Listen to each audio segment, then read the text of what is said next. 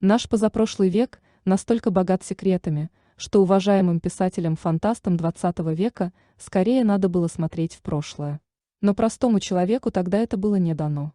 Но благо, сейчас наступил цифровой 21 век, который, помимо прочих благ, создал цифровые архивы, которыми стали богаты библиотеки, даже незаметных на карте и в мировой жизни государств.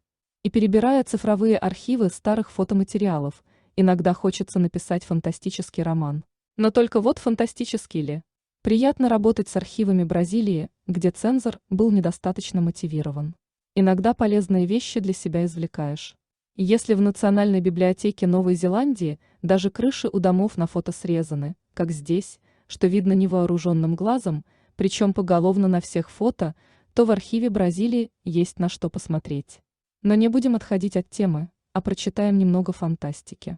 Когда-то были страны, где катались такие вот трамваи, на вид обычные трамваи, но без пантографа и проводов. Я уже ранее писал об этом про многие страны. Собственно, таких трамваев было много по всем континентам. Даже дискуссия по ним была, и в общем справедливо меня убедили в том, что чудес тут не было, питание к ним шло по рельсам. Читатели, которые в теме, сразу же к этой технической идее отнесутся скептически. Понятное дело, при таком способе передачи энергии потери превышали бы полезную работу. И ездили бы трамваи до первого дождя. Но ведь трамваи-то ездили. И даже не один год в виде эксперимента где-нибудь образцово-прогрессивной столице того времени. Если приглядеться, то никаких проводов к трамваю не подходит, а груз он везет весьма значительный. Ну и внутренняя отделка таких трамваев во многом может удивить. Оказывается, были трамваи класса люкс. Сложно представить что-нибудь подобное где-нибудь у нас. Но тем не менее, они были, и всего лишь каких-то 100 с небольшим лет назад. Особенно привлекает купол на потолке. Что в нем находится? Если освещение уже есть, то там скорее всего что-то другое. Неужели громкоговорители? Наверное, нет, слишком смело для того времени. Хотя, кто его знает. Но судя по сохранившимся архивным материалам тех лет, мы слишком многого не знаем и ничего нельзя исключать. К примеру, проводились вот такие выставки достижений того времени. Это всего лишь выставка достижений по электричеству от 1881 года в Париже. Если увеличить и приглядеться, то весь павильон забит странными устройствами, но не видно ни одного объекта генерации в том виде, в котором мы их себе представляем, но зато очень много моделей церквушек, а также решеток, палок и прочих изделий, на которых находятся мини-купола. И, как ни странно, много лампочек горит и светится. Неужели откуда-то извне приходит питающий кабель, или это все горит на аккумуляторах? Фантастика какая-то. А может, все-таки энергию нагоняют те самые мини-купола, как, например, эти. В каталоге их скромно именуют промышленными изделиями. Хорошие, видимо, изделия. Один даже, на углу стола справа, в форме миноры. И, наверное, делали его совсем не для эстетики. При помещении его на люстру он, наверное, давал свет, если в его середину поместить лампочку особой конструкции. Или, например, можно сделать немного по-другому. Если вглядеться, сдвоенные лампы ездят благодаря подвесам вверх-вниз. А как же вслед за ними растягиваются электропровода или газовые трубы, если там газ? Наверное, все дело совсем не в этом, а в конструкции противовеса, в котором и хранится некий секрет, именуемый в Европе коротким словом «тейн». Но делали такие предметы, конечно же, не только для люстр. Как видно, их массово лепили на столбы, благодаря которым и ездили наши трамваи. Но произошло нечто, и трамваи перевели на другой вид энергоснабжения, как уже видно на этом фото. Но мини-купола еще стоят, возможно, в стоящих рядом домах их еще использовали, а может, просто забыли демонтировать. Бывает. О чем тут можно вообще говорить, если общественные туалеты были тоже, как с выставки? Этакая модель собора Святого Петра, только для отправления других несколько потребностей. Опять фантастика какая-то, и обрамление низа купола на туалете тоже явно неспроста. Если кто-то представляет себе фрактальную геометрию, то вот она и есть в чистом виде. И подобная бахрома тут далеко не для красоты. Подобная модель крыши есть не что иное, как видоизмененная модель главы купола православного храма, где два яблока стоят вверху, металлический материал стропил крыши образует главу. А навершие над яблоком в православной главе которое сверху, в данном случае, перенесено вниз и рассредоточено по периметру кровли. Технически очень грамотно, любые высотные работы на таких установках усложняют эксплуатацию в разы. Тот же совершенно принцип используется и в таких сооружениях. Такая вот у нас фантастические страны, где не надо добывать нефть и вести из-за нее сражения. И были такие страны, расположены на всех континентах, где была цивилизация, пока узкий круг людей не придумал гениальный способ обогащения и за несколько десятилетий успешно его не внедрил. Но это уже другая история. Но раз уж заговорили о куполах и яблоках, наверное, стоит глянуть еще кое-что. Кто-нибудь когда-нибудь видел яблоки на куполах из стекла? Наверное, нет. И лампочками его так не опутать. Как же это яблоко могло светить, как гигантская лампочка? На первом фото, еще кроме этого, яркость ламп от яблока вниз плавно уменьшается, что противоречит всем законам физики. Опять фантастика. Но это все фигня по сравнению с мировой революцией аппаратом, который мог бы получить электричество централизованно в таком объеме, как на этих иллюминациях, если там вообще он был. Скорее всего, если бы тут были лампы накаливания, мощность была бы немалой. Давайте мысленно возвратимся к картинке с электрической выставки. Существовал ли вообще какой-нибудь генератор достаточной мощности, который мог преобразовывать атмосферное электричество в пригодную для потребления энергию, например, для работы механических устройств? Наверное, мог, ни входящих труб, ни отходящих, ни манометров. Это вовсе не емкость для варки пива.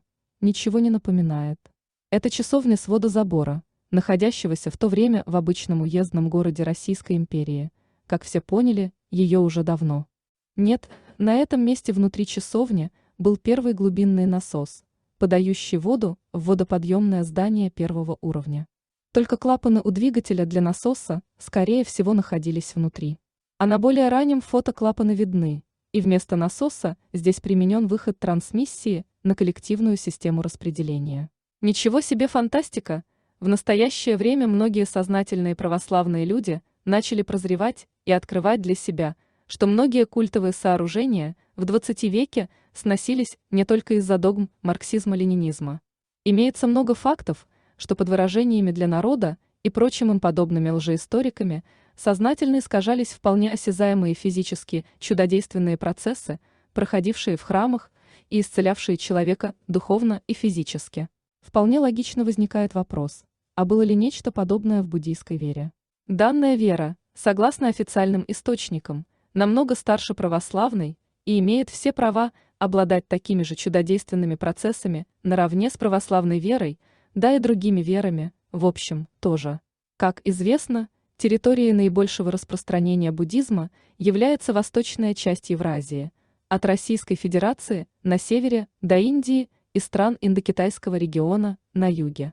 Из истории мы знаем, что эта территория за 4 крайних века прошла через множество больших и малых войн, колониальную зависимость и, в значительной части, коммунистические движения. Все эти факторы совсем не способствовали сохранению уклада веры, а самое главное, не способствовали сохранению культовых зданий и сооружений. А именно в зданиях и сооружениях и кроется весь секрет.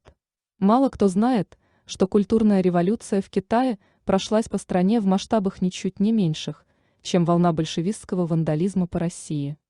И в итоге были стерты с лица земли огромные храмовые комплексы, например, такие, все фото 1900-1910 годов. Это всего лишь малая часть от того, сколько фото подобных храмов только из Китая имеется в свободном доступе на просторах интернета. Идентифицировать их сохранность или местоположение практически невозможно, поскольку Китай в настоящее время довольно закрытая страна. Но если приглядеться к самим храмовым комплексам на фото, то видно, что они уже в то время изрядно потрепаны некой силой и в некоторых местах имеют повреждения, а также заросли кустарником прямо на ригелях. Отчего так произошло? Ответ на этот вопрос, как ни странно, дают те же самые фото. Если приглядеться, то на многих из них видно, что первые этажи храмов наполовину занесены грунтовыми массами, причем хаотично, без признаков выравнивания их по горизонтали. Собственно, ничего нового, тот самый селевый поток, который уничтожил с севера Тартарию, дошел и до этих мест, и сделал свое дело. В сочетании с войнами данный фактор привел к тому, что места эти просто обезлюдили. Впоследствии население, которое пришло на эти места, как минимум не имело ни сил, ни средств, чтобы восстанавливать эти храмы. У них было основной задачей выживание и добыча пропитания для своих семей. Как максимум, пришедшие на эти места люди просто не имели никакого отношения к этим храмам. В силу данной гипотезы имеется один довольно существенный довод. Это каменная башня в Токио образца конца XIX века. К сожалению, не удалось идентифицировать ее современное состояние, отличное каменное сооружение. Это колонна в храмовом комплексе Никко в Японии, также в конце XIX века.